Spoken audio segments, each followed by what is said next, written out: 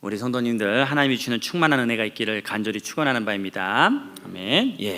오늘은 성막 첫 번째 시간이라는 제목으로 말씀을 나누고자 합니다. 이번 3월 20일에 있었던 구역장 세미나는 저에게 굉장히 특별한 의미가 있었습니다. 세계 성막 복음센터를 다녀오면서 많은 은혜를 받았어요. 전 세계 몇 안 되는 1:1 크기의 성막을 재현한 모습에 참 놀랐습니다. 광안교회에서 거의 한 100억 정도를 들여서 그 성막을 재현한 겁니다. 그리고 그 가이드이신 그 목사님께서 말씀하시는데 그 실내에 조성된 그 성막은 세계 유일이라고 합니다. 그리고 저는 그것에 그 조성한 것에 참 은혜를 많이 받았고요. 그리고 또 개인적으로는 우리 산돌중앙교회 성도님들의 그 성막에 대해서 배우려는 열정을 많이 보았어요. 2시간을 서 있으면서도 거의 2시간 가까이 서 계시면서도 가이드 목사님의 말씀을 하나라도 놓치지 않으려고 어떤 분은 수첩에 빼곡히 적는 모습을 보고서 참 많은 은혜를 받았습니다. 그래서 제가 수요 설교 순서가 되면 성막을 주제로 이제 말씀을 나누려고 합니다. 제 생각에는 한 5편 정도의 설교가 될 것 같습니다. 그러면 이 성막이 일단은 무엇이냐 되게 중요하겠죠? 이 성막은 간단하게 딱 2글자로 말할 수가 있어요. 주 안을 의미합니다. 주 안. 바로 그리스도 안을 의미해요. 그리스도 안. 좀 더 길게 말하자면 그리스도 안에 있는 성도들을 의미합니다. 성막은 무엇이라고요? 주 안. 주 안에 있는 그리스도 안에, 그리고 그리스도 안에 있는 성도들을 의미합니다. 그런데 우리에게는 의문이 하나 생길 수 있어요. 뭐냐면은 어떻게 예수님 태어나기 전에 무려 예수님 태어나기 1500년 전 건축물인 성막이 어떻게 예수님과 연관이 되냐는 거예요. 우선 예수님은 구약에 대해서 이렇게 말씀을 하셨어요. 우리 성경 구절 한번 보여주시겠어요? 사진 먼저 보여주시겠어요? 사진 먼저. 죄송합니다. 여기 갔다 온 데예요. 이거는 그 성막 그 복음센터에서 이렇게 본인들 이렇게 그 선전하기 위해서 나온 그 사진입니다. 그래서 이렇게 성막을 조성을 한 거예요. 굉장히 아름답게 조성을 했죠. 자, 그다음에 우리 성경 구절 한번 볼까요? 제가 읽겠습니다. 예수님께서 이렇게 말씀하셨어요. 곧 모세의 율법과, 모세의 율법은 뭐죠? 창세기, 출애굽기, 레위기, 민수기, 신명기. 다시 말해서 모세오경을 말을 해요. 그리고 선지자의 글과 시편에, 다시 말해서 그 외에 모든 성경 나머지 34권, 구약이 39권 아닙니까? 34권의 그 모든 것, 다시 말해서 구약 전체가 나를 가리켜 기록된다는 거예요. 모든 것이 이루어져야 하리라 한 말이 이것이라 하시고, 여기서 중요한 건 뭡니까? 예수님께서 구약은 누구에 대한 책이다? 예수님, 자기 자신에 대한 책이라고 말씀하셨어요. 즉 구약은 누구에 대한 책이냐? 오실 메시아, 바로 예수님에 대한 책인 줄 믿으시길 바랍니다. 그러니까 우리가 예수 중심으로 구약을 볼 필요가 있다. 굉장히 중요합니다. 그리고 이 성막에 대해 알게 되면 구약이 바로 예수님을 나타내는 보물 창고와 같은 책이라는 것을 알게 됩니다. 정말로. 그래서 우리는 예수님 중심으로 구약을 바라보아야 합니다. 또한 신약의 히브리서에 이렇게 쓰여 있어요. 이제 성막과 관련돼서 히브리서 8장 5절 한번 보여주시겠습니까? 보시면 그들이 섬기는 것은, 여기서 그들은 뭐냐면 이스라엘 백성들과 유대 종교 지도자들을 말을 해요. 그들이 섬기는 것은 하늘에 있는 것의 모형과 그림자라. 다시 말해서 그들이 섬기는 그런 율법이라든지 성막, 이제 말씀을 드리겠지만 그런 것들이 뭐다? 모형과 그림자다라는 거예요. 그러니까 참된 형상, 참된 분은 누구시다? 예수님이란 뜻이에요. 그러면서 모형과 그림자라면서 예를 가장 먼저 드는 게 뭡니까? 모세가 장막을 지으려 할 때에, 그죠? 다시 말해서 예수의 모형과 그림자는 뭐다? 성막이라는 거예요. 성막. 그 장막을 지으려 할 때에 지시하심을 얻은 것 같으니, 이 성막은 누구의 지시하심으로 만들어진 거예요? 하나님 아버지. 이르시되 삼가 모든 것을 산에서 내게 보이던 본을 따라 지으라 하셨느니라. 다시 말해서 하나님께서 시내산에서 특별히 이 성막에 대해서 설명을 아주 구체적으로 세밀하게 하셨다라는 거예요. 그리고 성막에 대해서 기록된 장수가 몇 장인 줄 아십니까? 무려 50장이나 됩니다. 50장.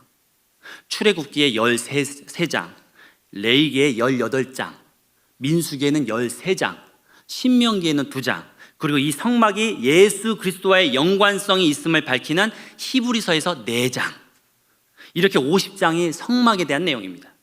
이것은 결코 적은 분량이 아닙니다. 성경 전체의 거의 5% 정도가 됩니다. 이제 우리는 성막과 그리스도에 대한 연관성을 짧게나마 지금 살펴보았습니다. 이제 성막을 통해 예수 그리스도와 예수 그리스도 안에 있는 성도들에 대해서 이제 알아볼 시간이에요. 오늘 한 3가지 정도만 먼저 알아보려고 합니다. 자, 우리 사진, 2번째 사진 보여주시겠어요? 예수님이 태어나시기 전 그 1500년 전에 텐트가 딱 있는 거예요. 근데 이 텐트, 이 성막 주변으로 그 60만 명이 넘는 이스라엘 12지파가 이렇게 모여서, 다시 말해서 성막을 중심으로 12지파가 모여서 살았어요. 길이는 쉽게 대략 한 50m, 폭은 25m 정도가 되겠습니다. 이제 여러분들이 당시 이스라엘 사람이라고 생각하시고 성막을 향해 한번 걸어가 보시기 바랍니다. 그런데 그 안에 들어가기가 쉽지가 않습니다. 왜 그럴까요? 여러분들이 뒤에서부터 움직이면은 어때요? 이렇게 삥 들어야 되겠죠. 왜 여기는 도대체 입구가 어디야? 그러겠죠. 자, 그렇게 여러분들이 한 바퀴 삥 둘러서 걸어가다 보면 입구가 그제서야 보여요. 자, 우리 한번 그 다음 사진 보여주시겠어요? 자, 이렇게 입구가 보이는 거예요.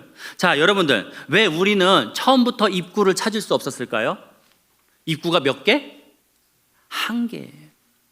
여러분들, 여기서 주어지는 분명한 교훈이 있습니다. 구원의 문은 오직 예수 그리스도임을 믿으시길 바랍니다.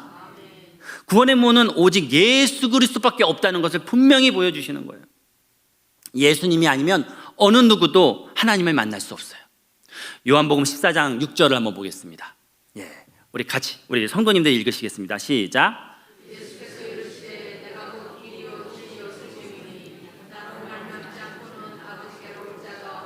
아멘. 그죠? 예수님이 아니면 하나님께로 올 자는 아무도 없다라는 거예요. 그래서 성막의 문은 몇 개? 1개인 겁니다. 구원의 문은 단 1개라는 거예요. 사도행전 4장 12절을 볼까요? 자, 제가 읽을게요. 이거는 다른 이로서는 구원을 받을 수 없나니 천하 사람 중에 구원을 받을 만한 다른 이름을 우리에게 주신 일이 없음이라 하였더라. 아멘. 다시 말해서 유일하게 우리에게 주신 구원의 이름은 무엇입니까? 예수님밖에 없는 거예요. 하나님은 구원자로 단 한 분 예수님만을 주셨습니다. 이처럼 오직 구원의 문은 예수님 한 분뿐입니다. 그러한 의미에서 우리가 얼마나 감사합니까? 여러분들, 세상에 수많은 사이비 종교 얼마나 많습니까? 정말 안타깝지 않습니까? 그 사이비 종교 믿는 사람들 보면 얼마나 마음이 아파요. 그뿐입니까? 구원이 없는 우상을 믿는 사람들의 열심은 또 얼마나 헛되고 부질없습니까? 그렇게 열심히 잘 종교심을 가지고서 열심히 그렇게 섬기면 뭐합니까? 그렇게 열심히 그 죽은 우상을 열심히 믿으면 뭐합니까? 그 끝은 또 상상하기도 싫은 것이 아닙니까? 그러나 우리는 하나님의 은혜로 예수를 믿어 하나님의 자녀가 되어 이 자리에 있으니 이 그 크신 은혜에 다시 한번 감사하시는 우리 성도님들 되시기를 간절히 축원하는 바입니다. 누구나 앉아 있는 게 아니고요. 누구나 앉을 수 있는 자리가 아닙니다. 이 자리. 그래서 이렇게 기도하길 원해요. 우리 같이 기도문 같이 읽겠습니다. 시작. 저로 구원의 유일한 문인 예수 그리스도를 믿게 해주신 하나님의 은혜에 감사드립니다. 아멘. 얼마나 감사합니까? 예수 믿는다는 것만큼 큰 복은 없어요. 예수 믿는 거가 최고입니다. 자, 이제는 또 사진을 다시 한번 보시겠습니다. 딱 보니까 성막을 딱 들어가려고 하니까 앞에 뭐가 있어요? 폭이 10m나 되는 휘장이 있는 거예요. 이제 이걸 들고 들어가면 되는데, 가만히 유심히 보니까 이게 와인색이네 이렇게 했는데, 딱 좀 더 자세히 보니까 요 성막문의 색이 아주 좀 특별하다는 것을 알게 되었어요. 자세히서 보니까 그 우리 성막 보신 분들은 아실 거예요. 몇 가지의 색이 연결돼 있어요. 4가지 색을 이렇게 수놓았어요. 자, 그 다음 사진. 이렇게 되어 있어요.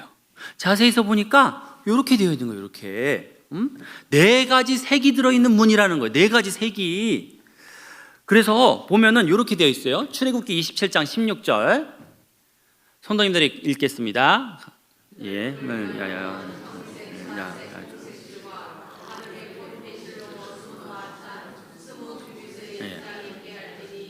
그 기둥이 내시오 받침이 내시며 아멘. 뜰문, 그 문에 대한 설명인데 청색, 자색, 홍색 실과 가늘게 꼰 배실, 다시 말해서 세마포, 이렇게 네 가지 색을 썼다라는 거예요. 그러면 첫 번째로 우리가 좀 봐야 될 게 홍색이 뭐냐. 홍색. 여러분들 홍색 딱 하면 뭐죠? 생각나시는 거 있어요? 주로 시작하는데. 예, 맞습니다. 예, 보여주십시오. 예. 이제 시작. 여호와께서 말씀하시되 너희의 죄가 주홍 같을지라도. 그러니까 죄는, 이 주홍은 뭘 상징하는 거예요? 죄를 상징하는 거예요. 죄를 상징하는 거예요. 그리고 그 가늘게 꼰 배실이 있다고 그랬잖아요. 그 배실 가지고 뭘 만드는 줄 아세요? 세마포 옷을 입어요. 세마포 옷을 만드는데 이 세마포 옷은 또 어떤 뜻이 있는지 한번 볼게요. 예. 제가 읽겠습니다. 요한계시록 19장 8절인데 그에게 빛나고 깨끗한 세마포 옷을 입도록 허락하셨으니, 다시 말해서 흠없는 옷을 세마포라고 해요. 그리고 또 이 세마포 옷은 또 하나의 특별한 뜻이 있는데 성도들의 옳은 행실로다. 다시 말해서 흠없는 옷, 의로운 행위를 나타낼 때 뭘로 성경에서 말을 해요? 세마포를 가지고 얘기를 하는 거예요. 여기까지 보니까 여러분들 지금 이 성막이 어떤 분에 대한 이야기라는 거예요. 지금 시작이 주홍 같은, 나의 주홍 같은 죄를 대신하여 흠없는 자로 그 의로운 행위를 하신, 그 다음에 또 두 번째 뭐예요? 청색이 들어갔어요. 하늘. 자색은 무슨 뜻이죠? 왕. 하늘 왕이시라는 거예요. 왜 자색이 왜 왕인지 아시죠? 여러분들, 예수님께서 십자가에 못 박히기 전에 로마 병정들에게 희롱을 당하죠. 그때 이 로마 병정들이 예수님께 버려진 자색 옷을 입히면서 뭐라고 말을 하느냐? 한번 17절 제가 읽겠습니다. 예수에게 자색 옷을 입히고 가시관을 엮어 씌우고 경례하여 이르되 유대인의 왕이여 평안할지어다 하고. 다시 말해서 왜 자색 옷을 입힌 거예요? 예수님이 그 사람들, 그 로마 병정이 보기에는 그냥 자칭 왕이잖아요. 죄송한 얘기지만 정신병자로 보일 거 아닙니까? 그래서 조롱하고 희롱한 거예요. 그렇게. 중요한 건 뭡니까? 자색은 실제 무슨 뜻이 있다? 왕의 뜻이 있다라는 거예요. 즉 너희가 지금 들어가려고, 너희들이 들어가는 이 문은 너희의 주홍 같은 죄를 대신하여서 십자가의 의로운 행위로 너희를 구원할 하늘 왕에 대한 이야기라는 거예요. 그렇게 문을 다 들추고 들어가는 거예요. 여러분들, 우리 주 예수 그리스도의 그 한 의로운 행위 덕분에 우리가 구원받은 줄 믿으시길 바랍니다. 자, 우리 로마서 5장 18절 볼까요? 그런즉 한 범죄로, 여기서 그런즉 한 범죄로, 여기서 누구의 범죄입니까? 아담이 선악과 먹음으로 인해서 많은 사람이 정죄에 이른 것 같이 다 죄인 됐잖아요. 죄인으로 태어나고 또 고통스럽고 맨날 힘든 삶 살게 된 원인이 누구예요? 아담이잖아요. 아담. 그러나 정죄에 이른 것 같이 한 의로운 행위로 말미암아, 그런데 그런 우리를 불쌍히 여기시고 누구를 보내주셨어요? 예수님을 보내주시고 그분의 그 십자가의 죽음의 그 의로운 행위로 말미암아 많은 사람이 의롭다 하심을 받아 생명에 이르렀느니라. 아멘. 여러분들이 예수 그리스도의 그 십자가의 의로운 행위 덕분에 구원받은 줄 믿으시길 바랍니다. 그분이 아니면 우리는 정말 구원받지 못했을 거예요. 자, 이렇게 참 놀라운 거죠. 그 의로운 행위는 우리는 구원받았다는 걸 지금 알게 됐는데, 무려 예수님이 태어나시기 전 그 1500년 전에 하나님은 그 흔적을 성막 전체에 남기셨다라는 거예요. 그 얼마나 놀라운 일이에요. 그 성막을 보면 뭐가 보여요? 예수님이 참 구세주임을 보게 되는 거예요. 그러한 의미에서 이 성막은 여러분들과 저를 향한 사랑의 편지, 러브 레터임을 잊지 마시기 바랍니다. 성막은요, 여러분들한테 말을 하는 거예요. 예수님이 너희 구세주야. 나의 아들이고 또 너희와 나를 화목하게 한 그런 나의 아들이란다. 이 얘기를 하는 거예요. 여러분들이 이 성막들문을 만지고 있다는 것을 상상해 보십시오. 저는 그날 그 구역장 세미나 갔을 때 성막문을 이렇게 만졌어요. 만지면 참 마음이 뭔가 짠하더라고요. 여러분들도 그 성막들문을 만지고 있다는 것을 상상하시면서 우리 이렇게 고백하길 원해요. 우리 고백 한번 같이 읽겠습니다. 시작. 희생과 사랑의 왕이여, 내가 누구이기에 주께서는 저를 이렇게나 사랑하시나이까. 아멘. 나의 죄를 대신해서 그 흠없는 분이 의로운 행위를 하시고 그분이 세상의 하늘 왕이랍니다. 얼마나 놀라운 일입니까? 피조물을 위해서 죽는 창조주가 어디 있습니까? 놀라운 이야기죠. 이제 여러분들은 성막 안으로 들어갑니다. 그리고 여러분들은 순간 당황할 수 있어요. 큰 기대를 가지고 성막문을 딱 들치고 들어갔는데 뭔가 밋밋해요. 특히 현대를 사는 우리들은 그 밋밋함이 더 강하게 느껴질 겁니다. 제가 두 사진을 비교하겠어요. 두 사진 한번 보시기 바랍니다. 요거는 우리 갔다 온 구역, 그죠? 구역 세미나때 갔다 왔던 그 성막의 모습이고, 이 옆에는 컴퓨터 기술로 재현한 성막이에요. 무슨 차이가 있죠? 동물 빼고 사람 빼고, 성막만 봤을 때 어떤 차이가 있습니까? 아시겠어요? 모르시겠으면 제가 셋하고 시작할게요. 하나, 바닥 얘기하시는 거예요 지금? 그래요? 하나, 둘, 셋. 제가 말씀드릴게요. 한쪽은 대리석 바닥이고 한쪽은 땅 바닥이잖아요. 그죠? 여러분들. 그럼 어떤 게 더 성경적일까요? 땅 바닥이에요. 여러분들, 땅 바닥이에요. 성막은 대리석 타일이나 잘 다듬어진 돌 위가 아니라 그저 맨 땅, 그것도 초기 40년간은 기름진 땅도 아닌 광야의 땅에 그대로 설치된 건축물이라는 거예요. 성막 뜰의 바닥뿐만 아니라요, 여러분들 놀라지 마십시오. 성막 안에 있는 그 참 금기구가 많고 금으로 도배된 그 곳에서도 바닥은 뭐예요? 땅바닥입니다. 흙바닥입니다. 흙바닥. 저 성막 내부에는 금으로 도배가 되어 있으면서도, 금기구로 채워 있으면서도 바닥은 그저 맨 바닥이라는 겁니다. 이것이 무엇을 의미할까요, 여러분들? 죄인의 땅에 오신 영광의 주 예수 그리스도, 우리를 사랑하셔서 죄인의 땅을 밟으신 예수 그리스도를 의미하는 줄 믿으시길 바랍니다. 여러분들 요한복음 3장 16절 볼까요? 자, 제가 읽겠습니다. 하나님이 세상을 이처럼 사랑하사 독생자를 주셨으니 이는 그를 믿는 자마다 멸망하지 않고 영생을 얻게 하려 하심이라. 아멘. 이 땅에 독생자를 주신 거예요. 그 거룩하시고 흠없으신 분이 우리를 구원하시려고 이 더러운 바닥을 털을 잡으셨다라는 거예요. 여러분들, 하나님 우리를 너무나 사랑하신 나머지 자신의 아들 예수 그리스도를 이 타락한 땅에 보내신 줄 믿으시길 바랍니다. 우리한테 너무나 큰 은혜인 거죠. 우리는 하나님을 종종 원망할 때가 있지 않습니까? 왜 저를 이렇게 힘들게 하느냐고. 그리고 저도 그럴 때가 있었습니다. 하나님께서 정말 저를 벼랑 끝으로 몰고 가십니까? 왜 이러십니까? 원망 안 하신 분들 없죠? 저만 원망한 건 아니죠? 다 원망이 있으셨죠? 근데 그 원망의 시간이 딱 지나고 나서 어느 날 딱 생각이 드는 거예요. 이야, 이 광야 같은 세상에 예수님이 없었다면 숨 막혀 죽었겠다. 세상이 그렇게 보이더라고요. 광야에 여러분들 성막이 서 있습니다. 누구를 위해서? 여러분들을 위해서 서 있는 줄 믿으시길 바랍니다. 그분이 바로 예수님이에요.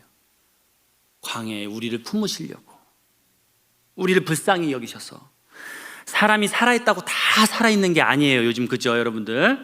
이미 자신의 자아와 마음이 죽은 자들이 얼마나 많습니까? 세상의 고통에 허우적대는 사람은 또 얼마나 많습니까? 광야에 세워진 성막을 보면서 오늘도 그분이 계시기에 이 광야 같은 세상, 숨막히는 세상에 우리로 숨 쉴 수 있는 공간을 주신 우리 하나님께 영광과 찬송을 돌리는 우리 성도님들 되시기를 간절히 축원하는 바입니다. 하나님은 지금의 주일을 과거 구약에 뭐라고 말씀하셨어요? 안식일이라고 말씀하시지 않습니까? 하나님은 이 혼란스러운 세상에서 우리가 주님 안에서 안식하기를 원하신다는 거예요. 무슨 뜻이냐? 왜 안식이냐? 안식은요, 여러분들, 안자는 편안할 안, 쉴식은요, 쉬다란 뜻도 있지만 숨 쉬다란 뜻이 있어요. 다시 말해서 안식이라는 건 뭡니까? 주 안에서 이 가빠진 호흡, 이 불안한 세대에서 이 쿵쾅쿵쾅대는 이 가슴을 하나님의 사랑으로 잔잔하게 되고 편하고 고르게 하는 건 줄 믿으시길 바랍니다. 하나님은 여러분들이 평안하길 원했어요. 여러분들이 주 안에서 기쁨 누리고 정말 잔잔한 평안, 그 은혜를 누리길 원하신다라는 거예요. 성막으로 그걸 보여주신 거예요. 여러분들, 그래서 우리 시편 73편 25절 한번 읽어보겠습니다. 자, 같이 읽겠습니다. 시작. 하늘에서는 주 외에 누가 내게 있으리요? 땅에서는 주밖에 내가 사모할 이 없나이다. 아멘. 여러분들, 하늘에선 주 외에 누가 내게 있으리요? 땅에선 주밖에 내가 사모할이 없나이다. 당연하죠. 이건 진정한 고백입니다. 왜 그렇습니까? 세상을 살아보니까 다 어때요? 세상은 나를 숨막히게 해요. 나를 계속 뭔가 판단해요. 내 외모, 내 지위, 뭐 그런 걸로 나를 판단하고 항상 조건적으로 나를 대하고 나를 너무나 힘들게 해요. 하지만 주님은 조건 없이 우리를 사랑하시고 품어주시니 이 시편의 기자가 하늘에선 주 외에 누가 내게 있으리요? 땅에서는 주밖에 내가 사모할 리 없나이다 라고 고백한 것인 줄 믿으시길 바랍니다. 성도님들도 그렇겠지만 저도 하나님이 너무 좋아요. 왜냐하면 그분과 함께 할 때만 정말 숨다운 숨을 쉬는 것 같습니다. 제가 산돌중학교에 와서 정말 숨을 잘 쉬고 있어요. 우리 성도님들하고 기도하고 또 이렇게 말씀 나누고 우리 성도님들과 함께 이게 기도회 하고 제가 너무나 많은 은혜를 받아요. 그리고 많이 배워요. 세상에 어떻게 저렇게 하실 수 있지? 어떻게 저렇게 헌신할 수 있지? 정말 많은 걸 배웁니다. 또 담임 목사님 설교를 통해서도 새벽마다 저는 이게 다 메모 성경이거든요. 저는 너무 기뻐요. 이거 다 채울 수 있잖아요. 예? 너무 기뻐요. 그러면서 참 많은 걸 배웁니다. 하나님 앞에서 내가 숨 쉰다는 게 이거구나. 그런 걸 많이 느끼게 되더라고요. 그래서 정말 좋은 교회라는 생각을 많이 하게 됩니다. 여러분들, 우리가 정말 하나님 안에서 안식을 누리길 원해요. 우리 성도님들이 원합니다. 더욱더 그래서 어떻게 해요? 기도하시기 바랍니다. 지금 오늘 이 설교가 그냥 헛된 메아리로 끝나지 않게 하셔서 여러분들 오늘 내가 더욱더 기도해야 되겠다. 더욱더 예배를 사모해야 되겠다. 그리고 더욱더 하나님의 뜻을 사모하고 행해야 되겠다라고 다짐하고 결단하시는 시간이 되기를 간절히 축원하는 바입니다. 그래서 이렇게 우리 기도하길 원해요. 기도 한번 같이 읽을까요? 시작. 이 광야 같은 숨막히는 세상에서 나에게 구원으로 사랑으로 평안으로 오신 주 예수여 사랑합니다. 다시 한번 읽을까요? 같이 시작. 이 광야 같은 숨막히는 세상에서 나에게 구원으로 사랑으로 평안으로 오신 주 예수여 사랑합니다. 아멘. 제가 이렇게 전도하면서 이제 저는 참 부족해서 피켓을 들고 하는데 항상 그 얘기를 해요. 그게 종이에 이렇게 쓰여 있어요. 숨막히는 이 세상에서 예수를 믿어서 평안을 누리시길 바랍니다. 또 예수님을 믿어서 역경을 이길 힘을 얻으시길 바랍니다. 이렇게 합니다. 정말 그렇지 않습니까? 이 귀한 예수님, 우리 지금 전도 축제 기간 가운데 있는데 또 예수님을 또 전하는 또 그런 결단의 시간이 되기를 간절히 축원하는 바입니다.